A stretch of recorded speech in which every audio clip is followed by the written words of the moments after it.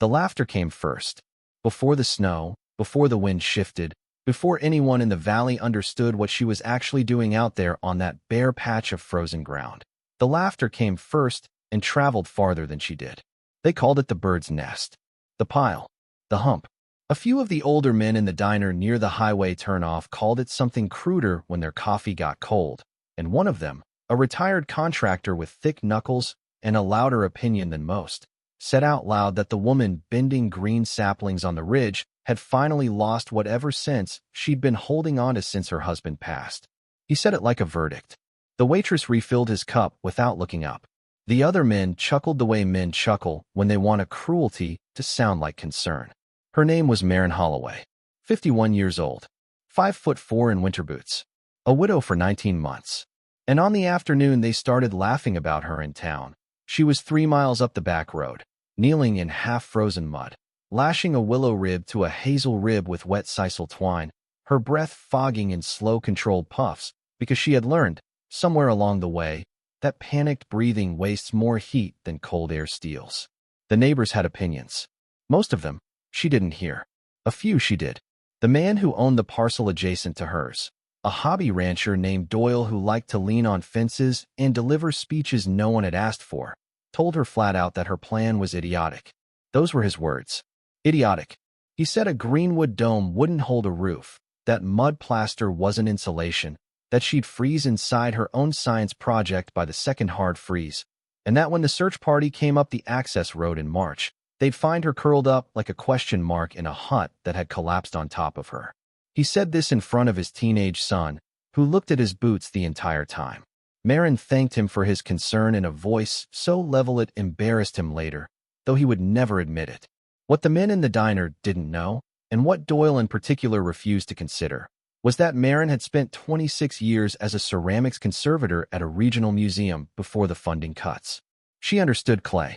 She understood the way fibers bind matrices. She understood, in a way most people never bother to learn, exactly what happens when organic material, mineral aggregate, and trapped air come together at the right ratios. She had restored medieval wattle and daub fragments with a scalpel and a magnifying lamp. She had spent whole afternoons studying how a wall built 900 years ago in a cold European valley had survived 9 centuries of frost cycles without steel, without concrete, without anything modern at all. She wasn't guessing. She was remembering. But you can't explain a 1,000-year-old building technique to a man leaning on a fence post.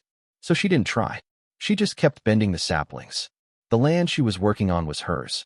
11 acres of mixed timber and scrub her husband had bought decades back as a someday cabin dream, paid off in small bites over a working lifetime.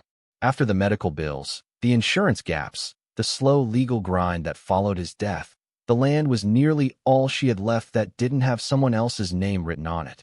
The little rental in town had finally priced her out. She had until the first week of December. After that, the lease ended, the new tenants moved in, and Maren had a choice she did not actually have: a shelter on her own land, or a car in a parking lot somewhere with a blanket and a thermos. She chose the land. She chose the dome. She chose it because she had read, years earlier, a conservator's report on a Mesolithic dwelling site where bent pole frames plastered with earth had held warmth through winters far colder than anything her county had seen in 100 years. She chose it because the materials cost almost nothing. She chose it because every part of the build relied on knowledge she already had inside her hands. The first task was the saplings. She wanted willow for the primary ribs because willow bends without snapping when it's cut green and worked the same day. Hazel for the crossweave. A few lengths of young ash for the doorway frame, because ash holds its shape under load. She cut them in the last warm week of October, when the sap was still moving and the wood was still alive enough to remember being a tree. She cut more than she needed. She had learned, from restoration work, that you never trust a single piece of material to do a critical job. She laid out a circle on the ground using a length of cord tied to a center stake. 12 feet across. Not large. Small enough to heat with body warmth and a single careful fire. She dug a shallow trench around the perimeter, 6 inches deep, packed it with crushed stone from the dry creek bed, and seeded the base of each sapling into the stone. Drainage. Always drainage. A wall that wicks groundwater is a wall that freezes from the inside out.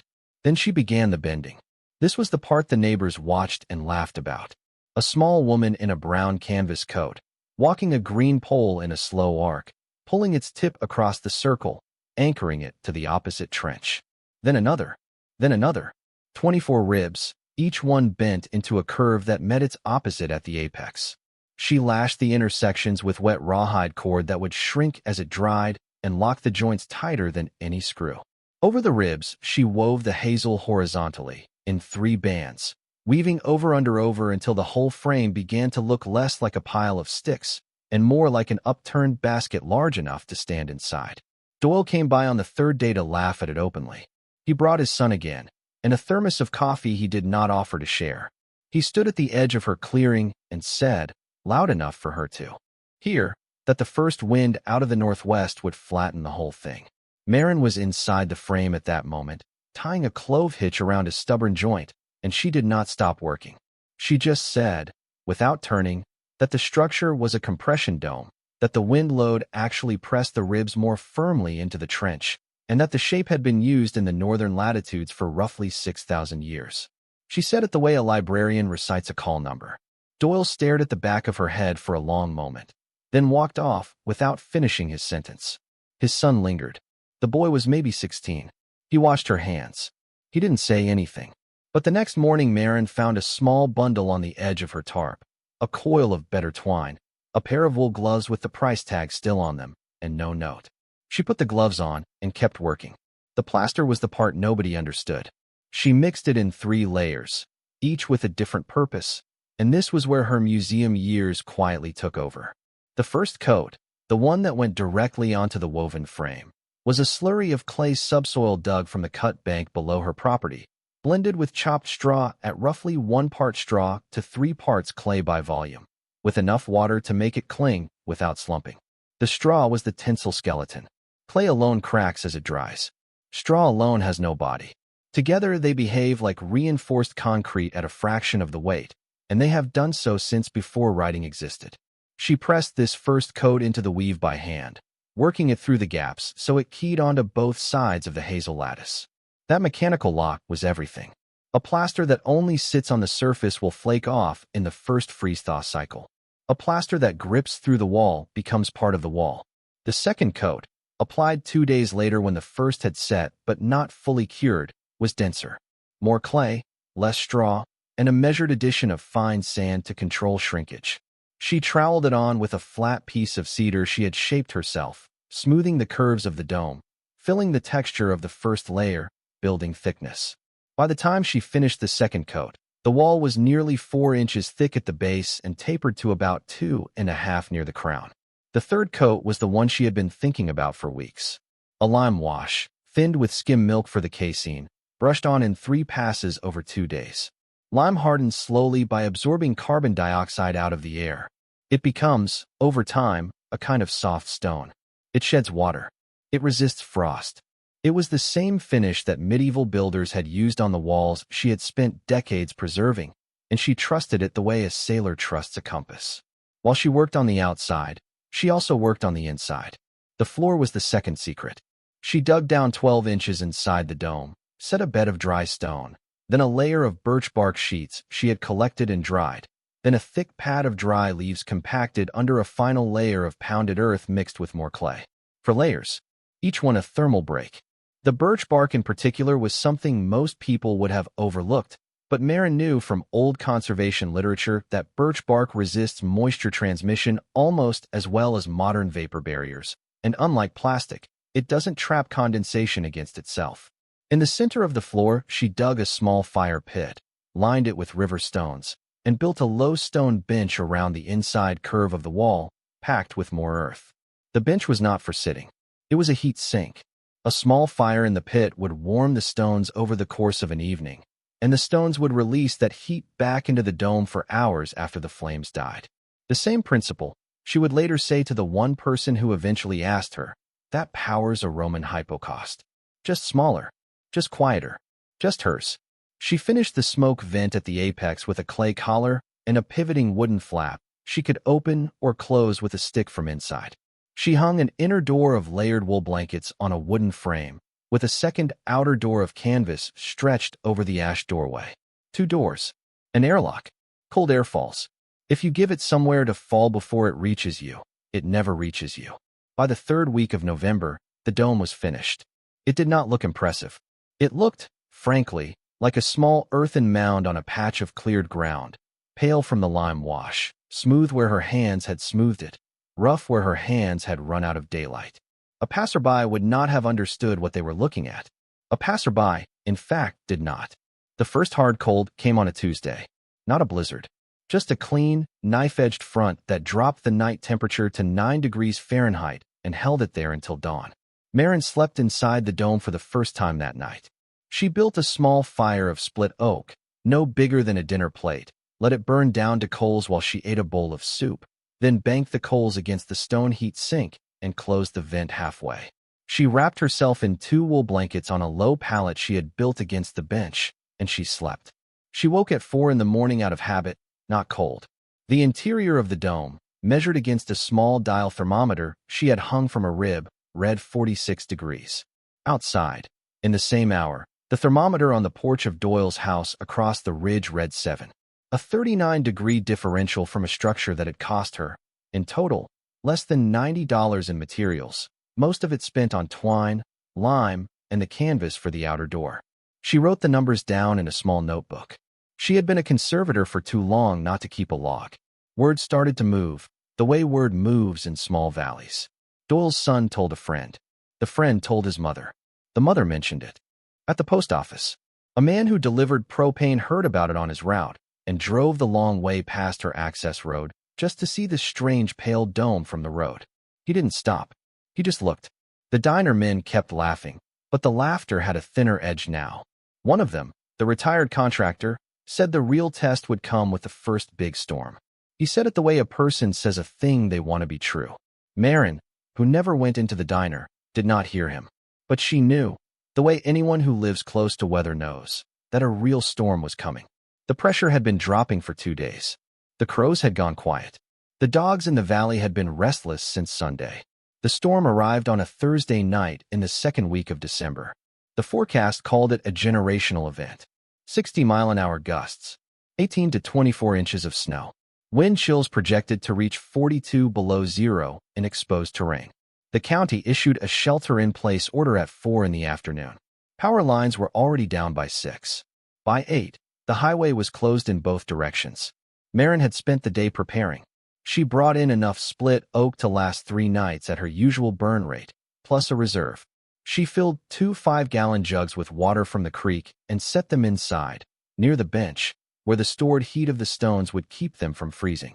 She brought in dried beans, oats, a small wheel of hard cheese, 2 jars of preserved tomatoes from the last good summer with her husband. She tied down the outer door with a double cord. She closed the canvas flap over the smoke vent partway. She lit a small fire at 7 in the evening, ate slowly, and waited. The wind hit the ridge at 10:15. It came as a low moan first, the kind that climbs out of a valley and circles before it strikes, and then it struck. Maren heard the trees at the edge of her clearing begin to lean and complain. She heard a branch crack somewhere down the slope, a sound like a rifle. She heard the canvas on the outer door snap taut and hold. She did not hear, for a long, strange moment, anything happening to the dome itself. That was the first surprise. The dome did not creak. It did not shudder. It did not flex. The compression geometry that Doyle had laughed at was doing exactly what 6,000 years of northern builders had known it would do. The harder the wind pressed, the more firmly the ribs locked into their trench, the more the whole structure became, in effect, a single curved shell distributing load evenly across its entire surface. There was no flat plane for the wind to grab. There was no edge for the wind to lift. The wind, having no purchase, slid over the dome and went on its way. Inside, Maren sat on her pallet with the notebook on her knee, and she wrote, 2247. Wind estimated 50+ mph. Interior temperature 58 degrees Fahrenheit. No structural movement detected. Fire steady. Smoke drawing properly through half-open vent. The snow began an hour later. It came sideways at first, driven by the wind, packing against the windward side of the dome in a drift that grew with astonishing speed. By midnight, the drift had reached halfway up the wall. By 2 in the morning, it had covered the dome entirely on the windward side and was curling over the apex. By 4, the dome was buried. This, too, Marin had counted on. Snow is one of the most effective insulators on Earth. A layer of dry snow 2 feet thick has a thermal resistance roughly equivalent to a foot of fiberglass batting. As the storm packed snow over her shelter, it added an entire second skin of insulation on top of the 4-inch plaster wall, on top of the woven hazel lattice, on top of the inner air pocket, on top of the wool door. She had built a small thermal fortress out of dirt and sticks, and now the storm itself was finishing the job for her, free of charge. By 3 in the morning, with the wind screaming across a buried roof she could no longer hear, the interior of the dome was 61 degrees Fahrenheit. The fire had burned down to coals. The stone bench was radiating warmth at the temperature of a mild spring afternoon. Marin took off one of her 2 wool blankets because she was, in the middle of a generational blizzard, slightly too warm. She slept. She slept well. If you have ever wondered what it feels like to be proven right after months of being treated like a fool, I want you to sit with this for a moment. Not as triumph. Marin would have refused that word, but as something quieter and in some ways more permanent. Have you ever watched someone be dismissed for an idea that turned out to be exactly correct, and noticed how the people who dismissed them never quite know what to do with their own faces afterward? That moment, that small, unwilling adjustment in another person's expression, is one of the strangest experiences a human being can witness. If you've seen it, you know. The storm broke on Saturday morning. The county sent plows out at first light to clear the highways. A welfare check protocol went into effect for residents on isolated parcels. A sheriff's deputy named Ramirez drove as far up Marin's access road as his truck could go, then walked the last half-mile on snowshoes, breaking trail through drifts that came to his thighs. He had been told, by someone in town, that a woman was probably dead in a mud hut on the ridge. He had been told to prepare for a recovery, not a rescue. He came over the rise and stopped. What he saw was a smooth white mound about 12 feet across, with a thin thread of pale smoke rising from a small dark hole at the top. The smoke was steady, not a struggling smoke, a working smoke, the kind of smoke that comes from a fire being tended by someone who is warm and unhurried. He walked closer. He called her name. From inside the mound, a voice answered, calm and slightly amused, and asked him to wait a moment while she put on her boots. Deputy Ramirez would later tell this story at least 100 times, in at least a dozen versions. But the version he told most often, the one he told his own children years later, went like this. He said the woman came out of the snow like she was coming out of her own kitchen. He said her cheeks were pink from warmth, not cold. He said she offered him hot tea from a kettle on a fire he could not see, and that when he stepped inside her shelter to check her welfare, the air felt like a heated cabin and smelled like wood smoke and dried herbs. He said the thermometer on the wall read 59 degrees. He said the storm, outside, was still gusting at -31. He said he stood there for a full minute without speaking because his training had not prepared him for the possibility that the person he was sent to recover was, in fact, doing better than he was. He radioed in. He used the words welfare confirmed, and then, after a pause, he added, off protocol, subject is fine. Subject is actually fine. The story moved faster after that than the storm had. By the end of the week, the man who owned the propane company had driven up the access road for real this time and asked, almost shyly, if he could see how the walls were built. He stayed for an hour. He took photos with his phone. He asked careful questions and listened to the answers without interrupting. He left without making a single joke. Doyle did not come. Doyle, in fact, would not come for nearly 3 months, and when he finally did, in the first thaw of March, he came alone, without his speeches, and stood at the edge of her clearing the way he had stood there in October. Except this time he did not lean on anything. He looked at the dome for a long while. Then he looked at Marin, who was repacking the trench with fresh stone for spring drainage, and he said, quietly, that he had been wrong. He did not elaborate. He did not need to. Marin nodded once and went back to her work, and Doyle stood there a moment longer and then walked back down the road. His son came up the following weekend with a notebook of his own and asked if she would teach him. The men in the diner stopped telling the joke. It is hard to say exactly when they stopped, because no one ever announces the moment they quit laughing at something. But the retired contractor, the one who had said she would be found curled like a question mark, was overheard that spring telling a younger man at the counter that there was a woman up on the ridge who had built a house out of sticks and dirt and slept through the December storm warmer than most people in town. He said it without irony. He said it the way men say a thing they have decided, finally, to respect. Marin lived in the dome for the rest of that winter and the next, and the one after that. She made small improvements each year, the way conservators always do, because the work is never finished, only paused. She added a second smoke vent for cross-draft. She extended the inner bench. She relimed the exterior every other autumn. The structure that was supposed to collapse in the first hard wind was, by its fifth winter, more solid than the house Doyle was living in across the ridge, and it had cost less than a single month of his electric bill. I want to ask you something before this story closes, and I want you to take the question seriously, because I think it matters more than the build itself. When you see someone doing something that looks wrong, that looks foolish, that looks like it cannot possibly work, what do you actually do with that feeling? Do you laugh, the way the men in the diner laughed? Do you lean on a fence and deliver a speech, the way Doyle did?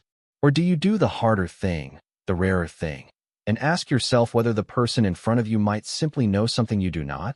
There is a particular kind of intelligence that does not announce itself. It does not argue. It does not defend. It just keeps bending green saplings on a cold ridge while the valley below makes up its mind about what kind of person it is going to be. The blizzard came. The blizzard passed.